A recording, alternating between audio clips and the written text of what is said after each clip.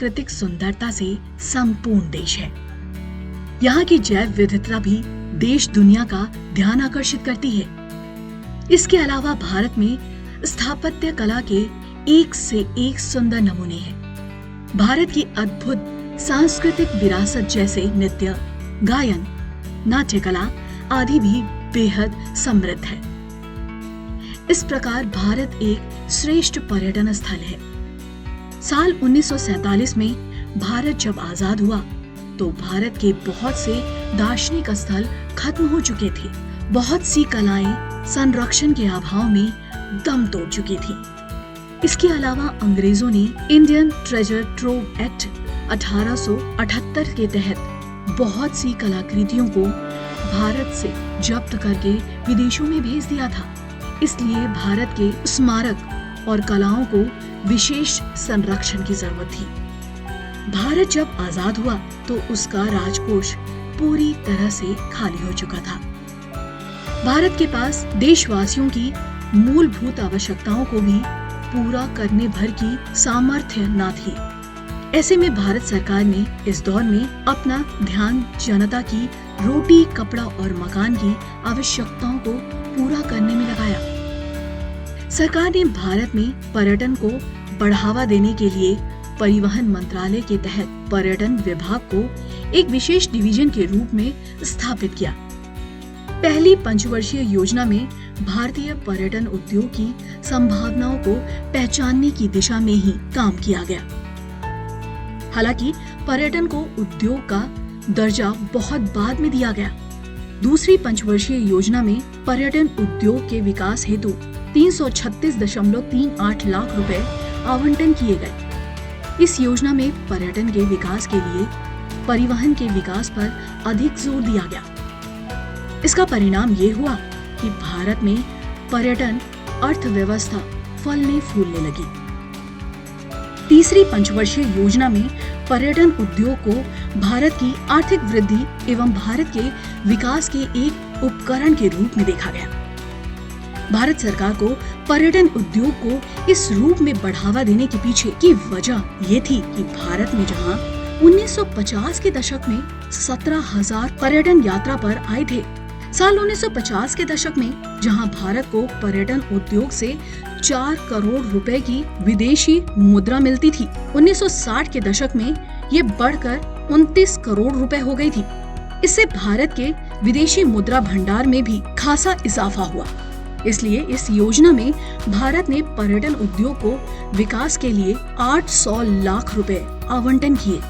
चौथी पंचवर्षीय योजना में सरकार ने पर्यटन उद्योग की विदेशी मुद्रा मंडल में वृद्धि हेतु और रोजगार सृजन के उपकरण हेतु विकसित करने की योजना बनाई। इसके लिए यातायात व्यवस्था को दुरुस्त करने की कार्य योजना बनाई गई। पर्यटकों को मिलने वाली सुविधाओं को बढ़ाने पर भी खासा ध्यान दिया गया। पांचवी पंचवर्षीय योजना को पर्यटन को विकास के एक माध्यम के रूप में विकसित करने की योजना बनाई गई। अन्य मंत्रालयों के साथ इससे समेकित कर इसके विकास की कार्य योजना बनाई गई। इस योजना में आकर्षक पर्यटन स्थलों जैसे कोवलम, कुल्लू, मनाली, गोवा, गुलमर्ग आदि को चिन्हित कर उनके विकास पर काम किया गया। इसका मुख्य उद्देश्य इन स्थलों पर विशेष पर्यटन की आमद को बढ़ाना था। छठी पंचवर्षीय योजना में पर्यटक आवाजाही को बढ़ाने के लिए एयरपोर्ट और एयरलाइंस के विकास पर जोर दिया गया। इसकी पांचवी योजना में भारतीय पर्यटन एवं यात्रा प्रबंधन संस्थान की नींव रखी गई, जो भारत में उच्च कौशल के पर्यटन सेवा सुविधा प्रदाता तैयार करती है।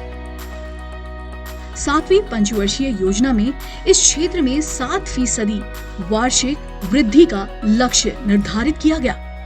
साथ ही इसके विकास हेतु स्थानीय समर्थन लेने की भी एक रूपरेखा तैयार की गई। इससे स्थानीय लोगों को रोजगार तो मिलती ही, साथ ही पर्यटकों को भी सहूलियत मिलती। इसी योजना में 15 नए पाककाल संस्थाओं की नींव भारत में रखी गई।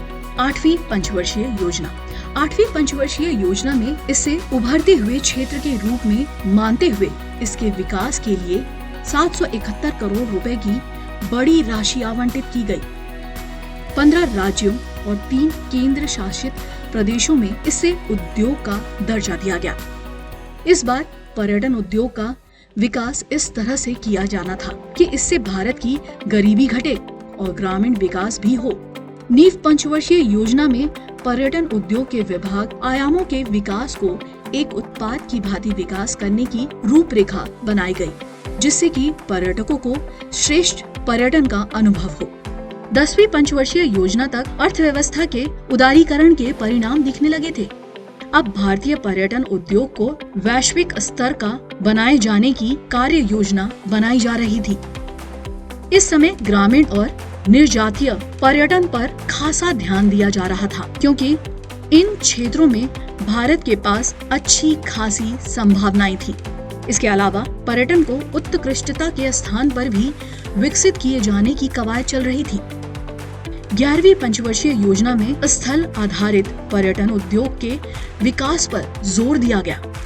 इसके लिए 991 स्थानों की पहचान की गई। पर्यटन उद्योग के विकास के लिए अब सहकारी संघवाद में मॉडल पर काम करने की योजना बनाई गई। इसके लिए केंद्र ने राज्यों के सहयोग से पर्यटन स्थलों की कनेक्टिविटी पर ध्यान दिया। राष्ट्रीय और राज्य मार्गों का विकास किया गया। पर्यटन स्थलों को अन्य स्थलों से जोड़ने के लिए विभिन्न ट्रेनें चलाई गई। 12वीं पंचवर्षीय योजना में गरीबों के हित में पर्यटन के विकास की रूपरेखा बनाई गई।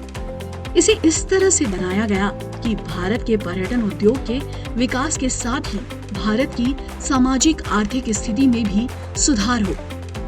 इन सभी पंचवर्षीय योजनाओं ने भारत के पर्यटन मानचित्र को आकार देने में एक प्रमुख भूमिका निभाई। मगर अब सरकार के लिए पर्यटन को गुणवत्तापूर्ण पर्यटन बनाने की चुनौती थी। इसके लिए सरकार को इस क्षेत्र में पर्याप्त अवसंरचनात्मक विकास को किए जाने की आवश्यकता थी। इसी उद्देश्य के साथ सरकार ने हृदय यानी विरासत शहर विकास और वृद्धि योजना बनाई। इसके तहत शहरी नियोजन, आर्थिक वृद्धि और भारतीय विरासत स्थलों के संरक्षण को एकीकृत किया गया। साल 2015 में ही सरकार द्वारा स्वदेशी दर्शन योजना, इसका उद्देश्य था कि भारत की पर्यटन संभावनाओं को प्रोत्साहित किया जाए, जिससे कि इस क्षेत्र का विकास हो और पर्यटक भारत को जानने समझने के लिए पर्यटन स्थलों की यात्रा करें। तीर्थ यात्रा कायाकल्प और आध्यात्मिक संवर्धन अभियान यानी प्रसाद योजना इस उद्देश्य के साथ साल 2014-15 में लाई गई, ताकि आध्यात्मिक महत्व के विभिन्न स्थानों का अवसंरचनात्मक विकास हो। भारत ऋषि मुनियों और तीर्थ स्थानों का देश है। ऐसे में भारत के पास आध्यात्मिक पर्यटन की अपार संभावनाएं हैं। इसी उद्देश्य से भारत ने विभिन्न धार्मिक परिपथों की शुरुआत की। इसके तहत एक धर्म या महापुरुष से संबंधित विभिन्न स्थानों की पहचान कर उन्हें आपस में जोड़ा जाता है। इसके उदाहरण हैं बौद्ध परिपथ, रामायण परिपथ, उत्तर पूर्ण परिपथ, हिमालय परिपथ, तीर्थकर परिपथ आदि। प्रोत्साहित करने के लिए साल 2002 में अतुल्य भारत अभियान की शुरुआत की गई। इस अभियान ने भारत के पर्यटन उद्योग को खासा फायदा भी पहुंचाया है। आज भारत की जीडीपी में पर्यटन उद्योग की हिस्सेदारी 6% से अधिक है, तो देश की अर्थव्यवस्था में ये लगभग 10% की हिस्सेदारी रखता है। इसके अलावा ये 8% लोगों को रोजगार भी मुहैया कराता है। विश्व यात्रा एवं पर्यटन परिषद के मुताबिक भारत 1805 देशों की सूची में पर्यटन के मामले में 10वें स्थान पर है। पर्यटन उद्योग से भारत को लगभग $30 बिलियन की विदेशी मुद्रा भी प्राप्त होती है। भारत में कुल विदेशी पर्यटकों के 1.23% पर्यटक भी पर्यटन के लिए आते हैं। हालांकि भारत की पर्यटन क्षमता के हिसाब से ये आंकड़े नाकाफी हैं। भारत में इन उद्योगों के विकास की ओर अधिक संभावनाएं हैं।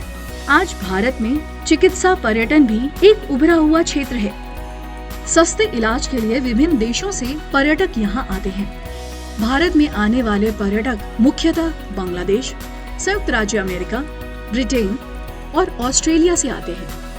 भारत में पर्यटन के विकास के लिए इस क्षेत्र की समझ रखने वाले कुशल पेशेवरों की जरूरत भी है। इसके लिए पर्यटन मंत्रालय एक नोडल एजेंसी के रूप में काम करता है। इसके तहत भारतीय पर्यटन एवं यात्रा प्रबंधन संस्थान पर्यटन के विकास में योगदान देने के लिए मानवीय संसाधन तैयार करता है। भारतीय होटल प्रबंधन संस्थान की स्थापना भी इसी दिशा में एक प्रयास है। चूँकि भारत की खान पान आदतें विश्व भर में मशहूर रही है और यहाँ पाक काल की एक समृद्ध परंपरा है, इस दिशा में और अधिक काम किए जाने की उद्देश्य से भारतीय पाक काल संस्थान की स्थापना की गई। भारत में अंतर्राष्ट्रीय पर्यटकों की वीजा संबंधी समस्याओं के निदान के लिए 169 देशों के पर्यटकों के लिए इलेक्ट्रॉनिक वीजा की व्यवस्था की है। भारतीय पर्यटन विकास निगम, जो कि पर्यटन मंत्रालय के तहत कार्य करता है, ये भारत में पर्यटन संबंधी विभिन्न योजनाओं के क्रियान्वयन और समन्वयन की दिशा में काम करता है। राज्य सरकारें भी पर्यटन के विकास की दिशा में सार्थक काम कर रही हैं। गुजरात सरकार के पर्यटन अभियान कुछ दिन तो गुजारिए गुजरात में, ये वहाँ के पर्यटन उद्योग को खासा फायदा पहुँचाया। उत्तर प्रदेश सरकार द्वारा मजदूर वर्ग के लिए स्वामी विवेकानंद ऐतिहासिक पर्यटन यात्रा योजना 2022 की शुरुआत की है।